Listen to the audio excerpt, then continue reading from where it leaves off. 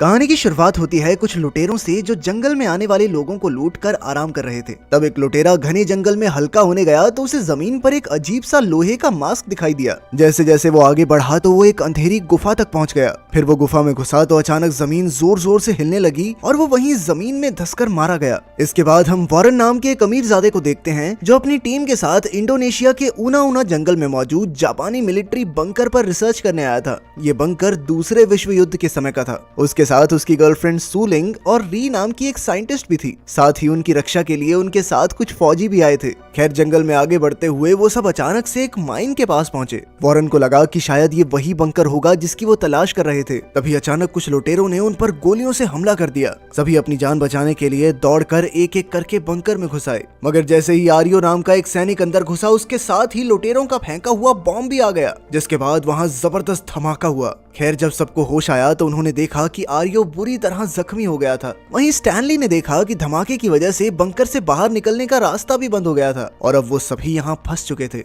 अब उनके पास माइन में अंदर जाने के अलावा और कोई चारा नहीं था। उनके ग्रुप को तो ये भी शक होने लगा था कि लुटेरों का हमला कोई इत्तेफाक नहीं था। इसीलिए सबने वॉरेन से पूछा कि आखिर वो इस मिशन पर ढूंढने क्या आए हैं। पहले तो वॉरेन ने कुछ नहीं बताया, पर जब फौजियों ने उस पर हमला करने की धमकी दी तो आखिरकार उसने कहा कि उसे और री को ऐसे खुफिया कागज मिले थे जिनके मुताबिक इस बंकर में जापानी मिलिट्री कमांडर का करोड़ों का खजाना छुपा है। स्टैनली को तो उस पर बिल्कुल यकीन नहीं हुआ, पर वॉरेन को विश्वास था कि यहाँ खजाना जरूर मिलेगा। जल्द ही दोनों में बहस छिड़ गई, पर तब पापा स्नेक नाम के एक फौजी ने कहा कि भाई पहले यहाँ से निकलने का रास्ता ढूंढ लें, उसके बाद सोच लेंगे क्या करना है। इसके बाद वो सभी मिलकर माइन के अंदर जाने लगे। जब वो एक पुल पार कर रहे थे तो अचानक चारों ओर लाइट्स जल गई और युद्ध का सायरन बजने लगा। ये देखकर सब घबरा गए क्योंकि उनके मुताबिक तो यहाँ कई सालों से कोई नहीं आया था। तब स्टैनली ने कहा कि हो सकता है इसका मतलब ये हो कि यहाँ से निकलने का और रास्ता भी है। इसके बाद वो आगे बढ़े और एक कमरे में पहुंचे जहाँ कई बॉटल्स, हैजमेट सूट्स और डरावनी तस्वीरें मौजूद थी। जब वॉरेन और री ने यहाँ छानबीन की तो उन्हें दीवार पर एक नक्शा मिला।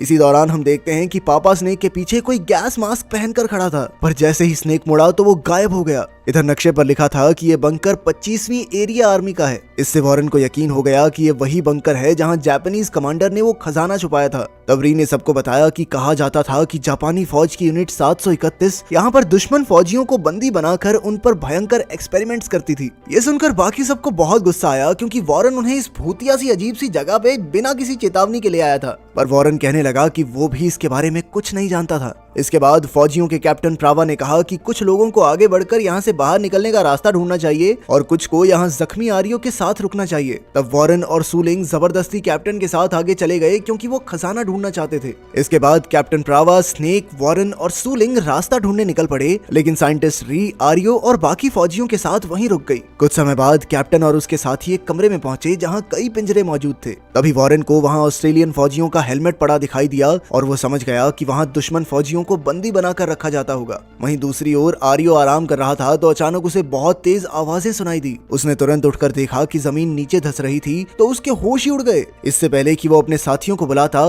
जमीन से अचानक एक हाथ निकला और उसने आर्यो की टांग खींचकर उसे भी जमीन में समा लिया। तभी अचानक उसके साथी वहां पहुंचे तो उन्होंने उस वहशी दरिंदे को देख लिया। इसके बाद वो दरिंदा तुरंत वहां से भाग गया। तब स्टैनली ने साइंटिस्ट री से पूछा कि ये क्या चीज थी, पर उसे भी इसके बारे में कोई अंदाजा नहीं था। खैर फिर बाकी के तीनों भी उसका पीछा करने के लिए उसी गड्ढे में कूद गए, पर कुछ देर चलने के बाद री ने दिल दहला देने वाला मंजर देखा। आर्यो की लाश जमीन पर पड़ी थी, किसी ने उसका गला काट कर आंखें नोच ली थी। तब स्टैनली ने जैसे तैसे री को शांत किया और आगे बढ़ते रहने को कहा, मगर जैसे ही वो आगे बढ़े तो अचानक गैस पहने हुए एक आदमी ने उन पर हमला कर दिया। वहीं दूसरी ओर जोको अपने साथियों को ढूंढ रहा था कि अचानक वो एक चेंबर में आ घुसा जहाँ कई इंसानों के कंकाल पड़े थे और जिस लुटेरे को हमने कहानी की शुरुआत में देखा था उसकी लाश भी बेहद दर्दनाक हालत में पड़ी थी। कुछ ही पलों में ऐसे ही दरिंदों ने उसे घेर लिया, पर जोको ने उन पर गोलियां चला दी, मगर उन पर कोई असर नहीं हुआ और वो तो बल्कि बढ़ते ही जा रहे थे। तभी अचानक उनमें से एक ने उसके सर पर हमला करके उसकी राइफल चुरा ली। इसके बाद भी एक के बाद एक वो उस पर हमला करते रहे, लेकिन जोको ने अपनी ताकत से जैसे तैसे दरिंदे को दूर फेंक दिया, लेकिन अब उसे कुछ भी दिखाई नहीं दे रहा था। अब कई सारे दरिंदे चारों ओर से उसकी तरफ बढ़ रहे थे।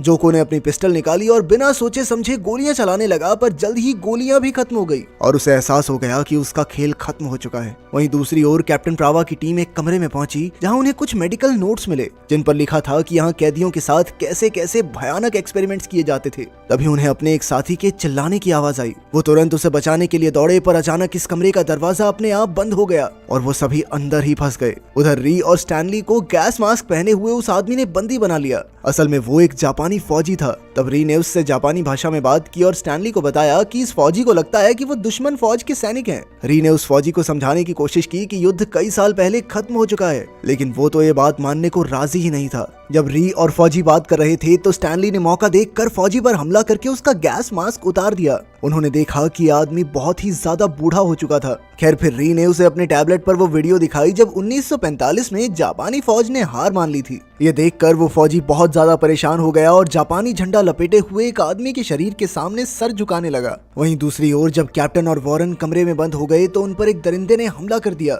और वॉरेन के कंधे पर एक हड्डी दे मारी। कैप्टन प्रावा ने उस पर गोली भी चलाई, पर इससे कोई फर्क नहीं पड़ा, बल्कि अब वो दरिंदा कैप्टन के पीछे पड़ गया। वो कैप्टन का काम तमाम करने ही वाला था कि पीछे से सार्जेंट स्नेक ने लोहे की रॉड उठाई और उस दरिंदे के सर के आर पार कर दी। उसके मरने के बाद वॉरेन ने उसके सर पर लिखा नाम देखा और वो समझ गया कि ऑस्ट्रेलिया का फौजी था जिसे बंदी बनाकर रखा गया होगा। वहीं दूसरे कमरे में वो बूढ़ा फौजी स्टैनली और री को अपनी कहानी बता रहा था। उसने कहा कि उसे और उसके दोस्त को कई साल तक इस माइन की रक्षा करने का हुक्म मिला था, पर जब 1945 में जापानी फौज यहाँ से चली गई तो वो दोनों माइन में ही फंसे रह गए। उसने बताया कि उसने तो अपने दोस्त को भी मार डाला क्योंकि वो हार मानकर यहाँ से निकलना चाहता था, और जो भी दरिंदे यहाँ घूम रहे हैं असल में वो दुश्मन फौजी थे जिनके ऊपर बेहद खतरनाक और भयानक एक्सपेरिमेंट्स किए जाते थे, जिस वजह से वो पागल हो गए और आखिरकार वहशी दरिंदों में बदल गए। साथ ही जापानी फौज ने अपने लोगों पर भी एक्सपेरिमेंट्स किए ताकि उन्हें हमेशा के लिए जवान बनाकर रखा जा सके। इसके लिए उन्होंने खास तरह के इंजेक्शंस बनाकर बहुत सारे फौजियों को दिए। उसी इंजेक्शन की वजह से वो आज तक जिंदा है। उधर कैप्टन प्रावा और उसके साथी छानबीन में जुटे थे कि उन्हें एक दरिंदे की लाश दिखाई दी। कुछ समय बाद वॉरेन को एक सिरिंज मिली जिसमें एक सुनहरा सा लिक्विड भरा हुआ था।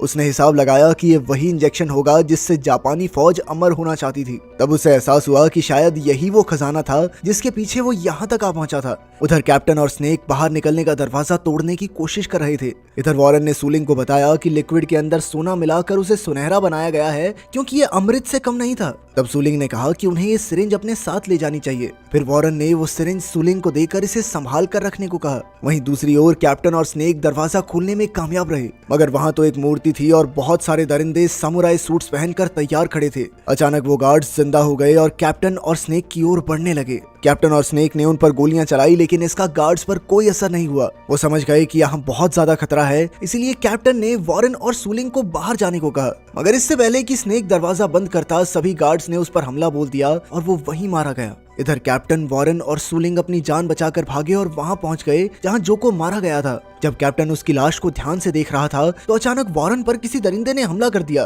तब कैप्टन ने वहां पड़ी एक हड्डी उठाई और दरिंदे पर इतने वार किए कि वो जल्द ही मर गया। इसके बाद वो सब स्यूएज सिस्टम के रास्ते आगे बढ़े और आखिरकार उस कमरे में पहुंच गए जहां स्टैनली, री और वो बूढ़ा आदमी मौजूद थे।